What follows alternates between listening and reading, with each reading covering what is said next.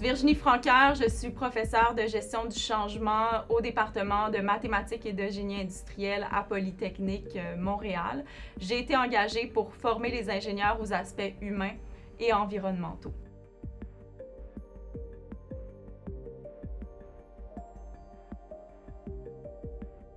Alors, je suis mordue de pédagogie active. J'utilise des approches pédagogiques variées. Puis aujourd'hui, je vais vous parler d'un projet en particulier. C'est une étude de cas sur la transformation numérique dans un milieu culturel au sein de Culture Saguenay-Lac-Saint-Jean. En fait, c'est un organisme qui a pour objectif de faire rayonner les artistes et les travailleurs culturels de la région du Saguenay. L'étude de cas a été rédigée avec une étudiante au doctorat, Annie Passalacqua. Et puis, en fait, ce qui est différent, c'est d'avoir utilisé cette étude de cas-là dans un contexte d'ingénierie, parce que les études de cas, ce n'est pas quelque chose de nouveau. C'est utilisé dans des écoles de gestion.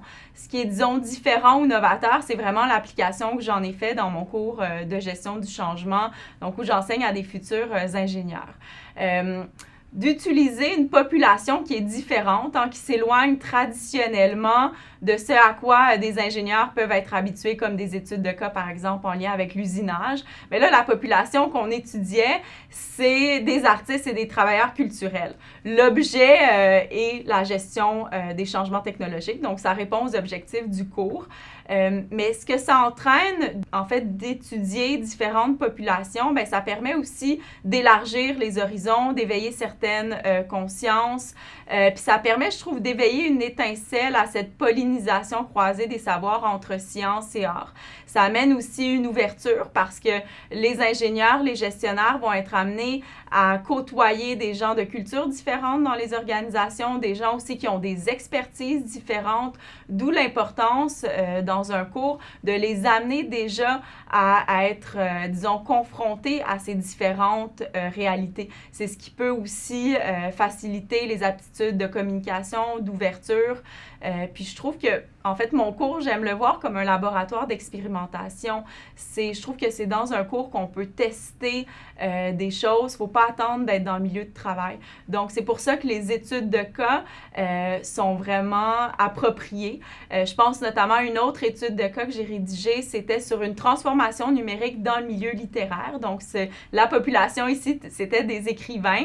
Puis, certains étudiants peuvent être surpris au départ. Puis, finalement, ils me disaient, bien, j'ai vraiment appris quelque chose.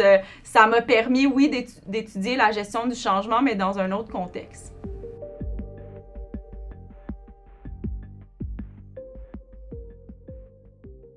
Les trois mots-clés, le décloisonnement des disciplines, la transversalité des connaissances, l'hybridation entre les savoirs scientifiques et les savoirs artistiques. La transversalité des connaissances qui a fait l'objet d'un des livres que j'ai écrit qui s'intitule « Sciences et arts, transversalité des connaissances ».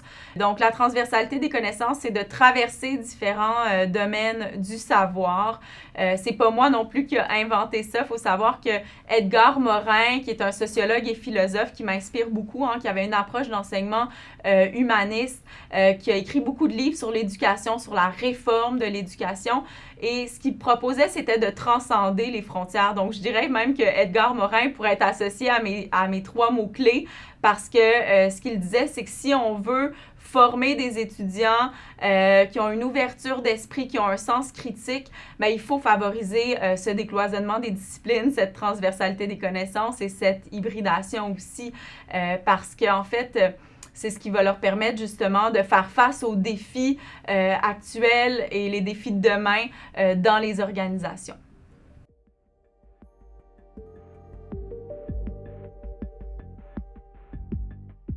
En fait, en termes de retombées, je trouve que les étudiants participent plus, sont beaucoup plus engagés. Aussi, j'ai une façon d'enseigner, je pense, qui est très imagée, qui utilise beaucoup de métaphores. Puis lorsqu'on veut maîtriser puis apprendre des concepts, bien, de puiser dans différents domaines des arts, ça peut nous aider à mieux comprendre les concepts, à mieux aussi les mémoriser, parce que là, on associe des images à différents concepts.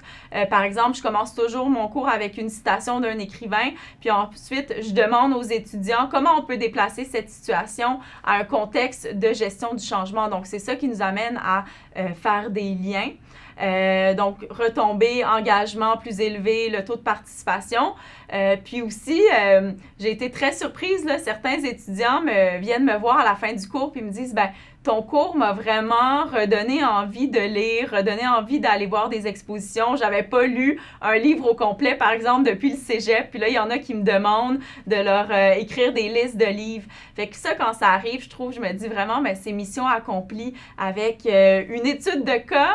Ben, sur le milieu littéraire, ils ont eu envie d'en apprendre plus. Puis je pense que c'est comme ça, en fait, qu'il faut aussi favoriser cet enseignement qui est holistique.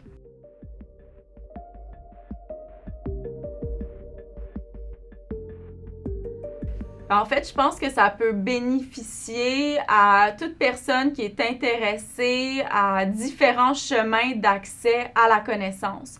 Même si on n'est pas un artiste, on peut faire appel à des artistes, on peut s'inspirer des démarches artistiques.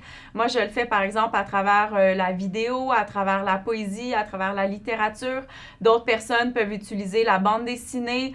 En fait, il y a différentes façons de puiser dans des domaines artistiques pour enseigner notre matière.